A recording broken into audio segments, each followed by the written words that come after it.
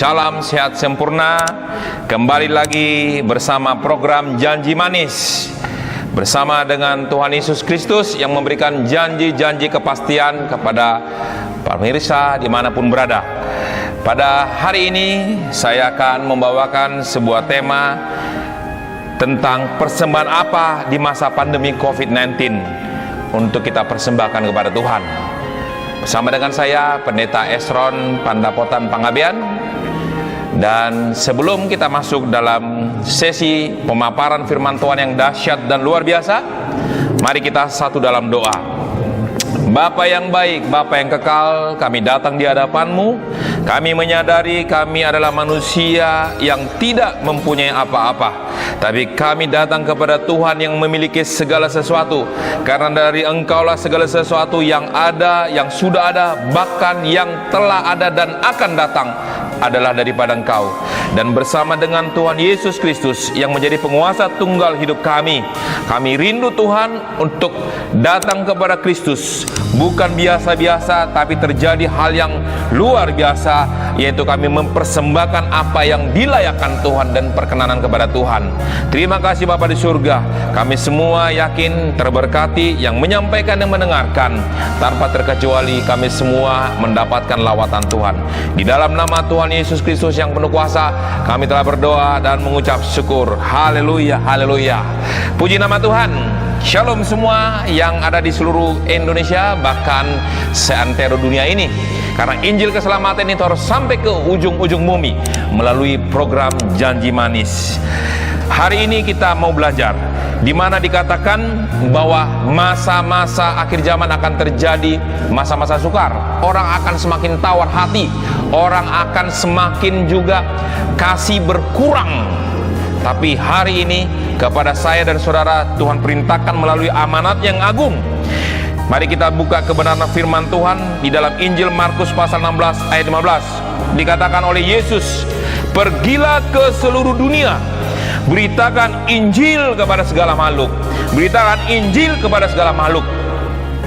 Ada kata-kata yang indah kita perhatikan di sini. Dikatakan pergilah ke seluruh dunia. Lalu ada wacana orang mengatakan, "Pak, mau gimana saya pergi ke luar daripada Indonesia ini, sedangkan ini masa pandemi, segala sesuatu ada kesukaran." Baik, saudara, ketika menyatakan itu, saudara akan diresponi kepada firman Tuhan. Di sini kita mau masuk di dalam pemberitaan Injil dalam lingkup yang dimulai dari lingkup terkecil, yaitu pergilah ke seluruh dunia. Saudara saat ini sebagai seorang apa? Saudara sebagai seorang dunia kerja, marketplace. Mari saudara pergi, saudara, dalam dunia marketplace saudara, dalam dunia kerja saudara, dalam dunia profesi saudara, untuk menjadi impact, menjadi berkat di masa-masa pandemi ini. Anda sebagai seorang lawyer, Anda sebagai seorang pedagang, lakukanlah bagianmu dengan takut akan Tuhan. Maka disitulah firman yang hidup itu nyata. Saudara kasih Tuhan, persembahan yang kita berikan pada masa pandemi ini, yaitu yang Tuhan mau itu adalah persembahan jiwa-jiwa. Pertanyaannya, "Pak, saya kan tidak ada waktu, Pak, untuk membawa jiwa-jiwa kepada gereja." Betul. Tapi saudara, Tuhan bisa pakai. Anda tinggal bawa brosur daripada setiap gereja saudara. Anda tidak dapat membawa buletin yang ada dalam gereja saudara. Bawa itu ke tempat saudara berusaha. Berikan itu kepada orang yang sedang membeli. Itulah dunia yang Tuhan katakan saudara pergi ke seluruh dunia, lakukan bagian. Alkitab mengatakan setia dengan perkara yang kecil, maka Tuhan berikan perkara yang besar. Jangan menunggu kita dikirim ke Amerika, ke Kanada, ke Perancis, yang saat ini komunitas orang-orang percayanya sudah sangat tergeser karena pembatasan daripada waktu itu, pembatasan daripada masa-masa growth, pertumbuhan daripada jiwa-jiwa di Perancis. Tapi Tuhan bisa lakukan di dalam dunia saudara. Nah, jadi saudara kasih Tuhan, persembahan yang Tuhan inginkan dalam kehidupan saudara, membawa jiwa-jiwa itu agar saudara mendapat mahkota. Nah, hal yang kedua, nanti saudara dapat pelajari dalam kitab Roma pasal 12. Hal yang kedua yaitu membawa persembahan daripada materi. Masa-masa pandemi ini kita lihat bahwa gereja-gereja Tuhan mengalami stagnan, bahkan kemunduran karena persoalan juga finansial.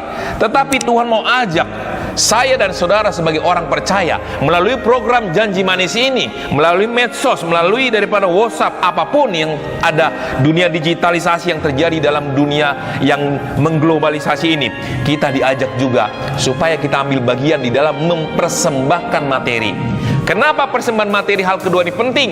Karena segala sesuatu dalam pelayanan itu juga dibutuhkan namanya keuangan, dibutuhkan namanya dana.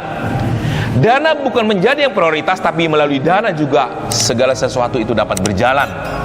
Karena kenapa? Supaya terjadinya kebersamaan. Ketika saudara memberikan persembahan syukur, persembahan perpuluhan kepada gereja di mana saudara bertumbuh, berbuah dan berakar, sekalipun masih masa pandemi, masih masa Zoom meeting, atau bahkan masih sedang sistem kuota untuk beribadah, tapi saudara harus tetap menjadi pemberi sesuatu bentuk materi, persembahan materi untuk kelangsungan daripada pelayanan itu. Pertanyaannya, ada orang kadang bertanya, kenapa Tuhan mesti sogok?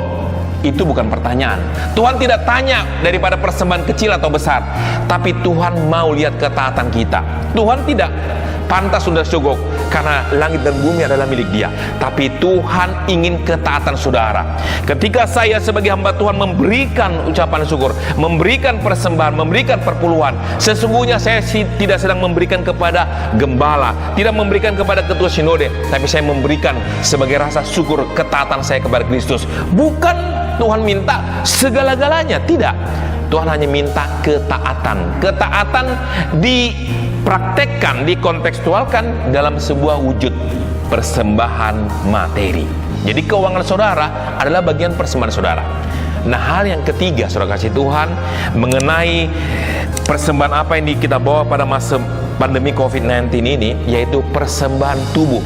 Di dalam Roma pasalnya ke-12 ayat yang pertama dikatakan, karena itu saudara-saudaraku, demi kemurahan Allah, aku menasihatkan kamu supaya kamu mempersembahkan tubuhmu sebagai persembahan yang hidup, yang kudus dan berkenan kepada Allah. Itu adalah ibadahmu yang sejati. Ibadah yang sejati juga mempersembahkan tubuh. Nah, hari-hari ini saudara kasih Tuhan, kegalauan anak muda, kegalauan orang-orang, loneliness, kesepian membuat orang akhirnya lari kepada apa? Dalam ke stay at home-nya itu dia terjebak di dalam merokok. Merokok itu sekarang juga bagian daripada tidak memberikan tubuhnya kepada Kristus sebagai yang dilayakkan. Banyak sekali hari-hari ini saya lihat ketika saya pelayanan dan penginjilan di dalam lorong-lorong, jalan-jalan, di taman-taman pintar, ya, khususnya di wilayah Jakarta, itu anak-anak ABG, anak-anak tanggung, remaja tuh masih kecil-kecil sudah ngerokok. Kenapa saudara ini terjadi? Karena orang tuanya tidak memandatkan dia, tidak memberikan dia suatu wewenang supaya dia takut akan Tuhan, sehingga anak ini tidak mempersembahkan tubuhnya sebagai persembahan yang kudus. Arti kudus di sini, tubuh kita ini adalah bait Allah. Otomatis kalau kita menjadi tubuh kita ini adalah bait Allah, ini bukan milik kita. Kita tidak layak mempersembahkan tubuh kita ini menjadi sarang rokok, menjadi sarang kedagingan, baik itu secara pelecehan, baik itu secara juga free sex, itu tidak dilayakkan. Kenapa?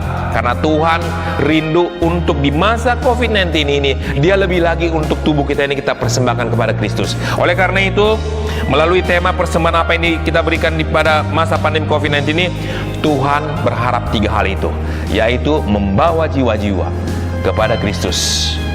Hal yang kedua, yaitu membawa persembahan materi untuk kelangsungan sebuah pelayanan, bahkan lembaga-lembaga Kristen. Dan yang ketiga, mempersembahkan tubuh kita. Kenapa tubuh kita ini dipersembahkan? Hari-hari ini terkaparnya orang kena COVID-19 karena dia tidak menjaga, tidak menguduskan tubuhnya, tidak mempersembahkan tubuhnya. Kalau hari Minggu dia pergi ke gereja, dia membawa ucapan syukur yang namanya perjamuan kasih, tetapi hari Senin dan sampai seterusnya dia merokok, dia hidup sembarangan, begadang dan sebagainya. Ini dalam nama Tuhan Yesus, jikalau ada di antara para pemirsa program Janji Manis mengalami hal ini, saya mau berdoa buat saudara. Mari kita bersatu dalam doa agar saudara dan saya dipulihkan Tuhan menjelang hari-hari yang terakhir ini. Mari kita satu dalam doa. Bapa di surga, dalam nama Tuhan Yesus Kristus, hamba berdoa untuk setiap para pemirsa program Janji Manis dimanapun berada yang mendengarkan daripada program ini. Kami tahu Tuhan, janji daripada Kristus adalah janji yang pasti, janji keselamatan. Oleh karena itu Bapa, Alkitab mengatakan bahwa telinga kami harus ditaruhkan kepada dengar-dengar akan firman Tuhan. Oleh karena itu melalui pendengaran firman Tuhan yang hamba-Mu sampaikan saat ini, Tuhan, hamba berdoa untuk setiap orang-orang yang dijamah, yang memberikan hatinya kepada Kristus, lawat mereka Bapa, baik kecil, tua, muda. Tuhan, dalam nama Yesus Kristus, biarlah Tuhan Yesus Kristus, kehidupan mereka dipersembahkan, untuk mereka rela kakinya diberikan untuk membawa jiwa kepada Kristus, untuk rela kehidupannya, untuk kehidupannya setiap daripada keuangannya juga sebagian diberikan kepada pelayanan. Dan juga hal yang ketiga, supaya tubuhnya dirawat sehingga bebas dari segala sesuatu hal, khususnya di masa-masa COVID-19 ini. Mereka sehat sempurna menjelang kedatangan Kristus, dan mereka serupa kepada Kristus. Di dalam nama Tuhan Yesus Kristus, Tuhanlah yang melakukan perkara-perkara ajaib atas kehidupan orang-orang yang datang kepadamu. Di dalam nama Tuhan Yesus Kristus, inilah doa ucapan syukur kami. Haleluya, haleluya, amin. Puji nama Tuhan. Bersama program Janji Manis, saya Pendeta Esron Pandapotan STH mengucapkan salam sehat sempurna. Sampai ketemu dalam program Janji Manis berikutnya. Tuhan Yesus memberkati. Shalom. Aku rindu dalam